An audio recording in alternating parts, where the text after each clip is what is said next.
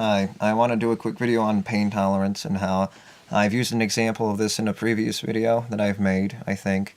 And this idea of pain tolerance that we constantly deal with is thinking that obviously a bigger traumatic, more flesh lost or more traumatic experience, a bigger the thing that they lost, the more traumatic it is, but obviously that's not the most precise example to use. But usually we can think of as, say, a human, say you lose a human companion, it equals more than pain than a person losing, say, a pet that they had, or a person losing an arm is more serious than a person getting a splinter in their pinky toe or in their foot. And that's not necessarily the case. That's not necessarily the case. And the case is there's either more pain or less pain. And it doesn't matter what causes the pain. And people have different pain tolerances and experiences, and their experience is subjective. It is different. It's not subjective. If you want to describe subjective as a personal experience based on their being and their existence, based on their boundaries, their existence, their body, then obviously you can describe it as it's subjective to them, yes, their experience is subjective to them. But it exists. It doesn't matter how subjective you call your experience. The fact that you say it's subjective, the fact that the thing that you're experiencing, the thing that you're qualifying as subjective is that you're experiencing, the very fact that you experience it means it exists and it's happening, regardless of your interpretation. Because your interpretation in and of itself is a function of reality, and your interpretation is objective. It's part of reality. Sort of like the thing is you experiencing is part of reality, and it doesn't matter how you interpret it. It's happening a certain way, and that's the way it's happening. There's a certain number of quanta happening, and that's the thing that happens. And that's exactly the thing that qualifies these things objectively as quanta, and things happening a certain way, certain interactions happening a certain way. And you're qualifying them, and you're quantifying them from your own point of view based on these concepts and words of disagreeability and agreeability. But these things that you're experiencing internally are saying the same function of reality that you're experiencing. You're experiencing some kind of other thing. Your very foundation interpretation of things is a foundation that's something built on reality as well, because it's a function of reality, and you're working in the inner workings of the reality based on the linear logical way that things are working in a certain way, because you're inside reality, functioning inside of reality, and just because you describe something or deny something doesn't mean it doesn't exist. Sort of like people's pain tolerances can be different. It can be subjective, but it still exists. Your description can describe something, and you say it's subjective, but the fact that you said something, your description in and of itself is objective. Your description is subjective from your point of view, coming from you, from our human point of view, yes, and describing things, but it still exists. The interaction still exists, and that's something that means something. It still exists as an interaction. And that's exactly what's happening. It's an interaction that exists regardless of how you interpret something, because your interpretation in and of itself is a function of reality, regardless of what you think or don't think or whatever you think.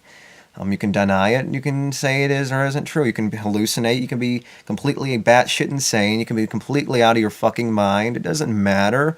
It still exists. It still exists. Hallucinations exist. The experience exists. The interaction exists. It's causing that misinterpretation of reality. It still exists, and it's something that's happening anyway.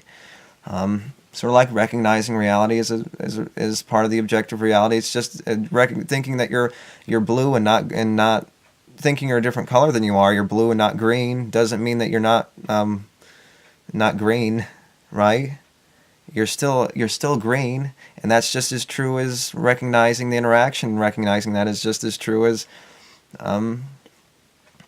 recognizing the truth, because that interaction is existing in reality, and your interpretation means nothing because you're interpreting it within the game that you're describing, and the game that you're describing doesn't need your explanation for it to be true, because it exists, and it's existing because it's existing and you're existing inside of it. So it doesn't matter what you think, because you're thinking inside the mechanism that you're denying if you're not accepting the truth. So pain tolerance, it doesn't mean, if you have a splinter. Back to the idea, I went off on a subjective rant there, I guess. Anyway, so it doesn't matter what you're experiencing. You can be experiencing your toenail, hangnail, and that can be just as bad. It's either more pain or less pain. If someone has a lower pain threshold or pain tolerance than you, then they're going to experience more pain than, say, you getting your arm chopped off. But obviously a person building up pain tolerance and things like that obviously may, in a way, had to compensate in almost like an equilibrium, right? and to make sure they, obviously there's some kind of disposition, but obviously something may have caused it genetically, where they have more pain tolerance, something that was built up over time. Someone in the past had to pay for your pain tolerance buildup that you have now, or you built it up over going through a lot of pain in the past, and that's exactly what you're going through. So in a way, it almost compensates for itself, because a person that went through more pain gradually in the past and went through more pain, or happened to go through more pain, obviously, in a certain way that allowed them to exist as far as they did now, without, not completely wanting to get out of the game, in a certain way, and the circumstances control that. And just because the circumstances control these circumstances, doesn't mean it couldn't happen.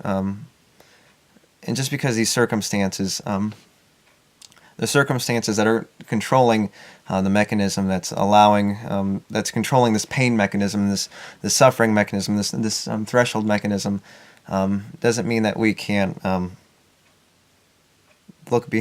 I lost my train of thought. Doesn't mean that we can't. Doesn't mean that we can't. Doesn't mean that we can't. Anyway, let me change the subject, because I don't want to go off on that too much. Anyway, I'm thinking of vague things all at once and trying to get all these subjects down at once. So yes, so you can experiencing a hangnail, and another person can be experiencing something else, but obviously the person that can go through more pain is being controlled by a mechanism.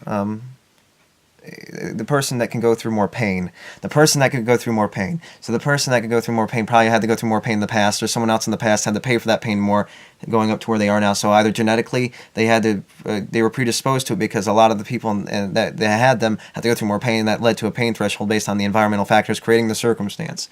So either people in the past that create a disposition and a genetic predisposition that allow you to go through more pain, the people in the past had to pay for that. So in a way, it's like an internal mechanism. But just because it's an internal mechanism doesn't mean, just because the internal mechanism that creates this doesn't. Okay, so yes. So anyway, yes. So the person that is experiencing more pain for something less, that's more minor, less flesh lost, or whatever it may be, or something less severe, or different interactions, or based on different things and how we interact with the environment, doesn't mean that doesn't. I'm sorry, I'm just losing my train of thought. There's too many things going through my head right now. Anyway, it had to go through more. In a way, it compensates itself, but just because it compensates itself doesn't mean it's right. Just because it finds a way to compensate itself doesn't mean that it's a fair game. Just because they had to go through more pain, and the fact is, it's the pain that we're being subjected to that means something, and just because we're subjected to the pain doesn't mean it's right. It doesn't mean it's an equilibrium that's justified in the end. And just because these are the forces that are controlling it are in some way controlling a mechanism that's working in a way that makes it seem like it's compensating because you had to go through more pain to make sure you didn't experience as much pain. Sort of like the more you experience pain, how much pain can you take before you say is enough? And the more you experience pain, the less you're likely you're going to feel. And that's obviously the case, or a predisposition. Someone had to pay for it. It doesn't mean it's right, or it doesn't mean that it's something that's justified. It's obviously that's something that's unjustified, and it doesn't mean, the pain shouldn't exist to begin with. A sentient experience, a negative state of mind, or a negative state shouldn't begin to have the beginning. That's the mechanism, this reality that we're existing, and the thing that we're a victim of. And that's exactly how we're being controlled, as being a victim of the circumstances of reality that have nothing to do with fairness or equilibrium, but it has to do with being a victim of a circumstance based on something that's going to happen a certain way, and that's the way it's going to happen, applying it to something that's happened in the past. So just because something's going to happen a certain way doesn't mean it means something, and people's thresholds are different, and it usually had to mean that the person had to go through more pain, but obviously it doesn't mean anything. There's either more pain or there's less pain, and it doesn't matter what causes the pain, and just find something. It doesn't matter if you're immune to this or you don't feel pain in this. Find something that you find pain in, that you don't want anymore of. The very description of pain is not wanting anymore, or suffering. Something that you want to end, you don't want anymore. Just find something that you don't want anymore. Not pain, but something you don't want anymore. That's a better description of describing something about the reality of suffering, and not some kind of pain. People can say they like pain, but find something you don't want to have experienced anymore. That's the description, the very definition of the description, describing the foundation of the circumstance, describing the exact description of the circumstance described. Find something you don't want to experience anymore and experience it, and seeing if you want to experience it more. It's something you don't want to experience anymore, and that's exactly the description used to describe the circumstance. It's a self-describing description of the circumstance, a self-describing definition. You don't want to experience it anymore. And it doesn't matter what it is. The person can go through far less and experience more pain, and they went through more because they went through more pain, or more suffering. And the same thing with suffering. Obviously, the person that's not experiencing as much, even though it seems like it'd be something more traumatic, means they probably had to compensate from not feeling as much pain by going through a lot more gradual pain leading up to where they are now. And just because it's gradual, it finds a way to compensate. It doesn't mean it's right or justified. It doesn't mean there's an equilibrium. It doesn't mean that it's fair. It doesn't mean that it's fair. And the fairness is to all sentient beings that have to go through some kind of negative game, a negative pain, and that's exactly what we're experiencing as a negative pain. And it doesn't mean it's justified in any way because we're experiencing the negative pain. And just because a person deserves less pain because they went through more pain, and it's the mechanism that's controlling this. And just because the mechanism's controlling it doesn't mean that it's justified or it's an equilibrium or it's fair or the threshold that we experience is fair. It's just something that happens to be, and someone always has to pay the price for it.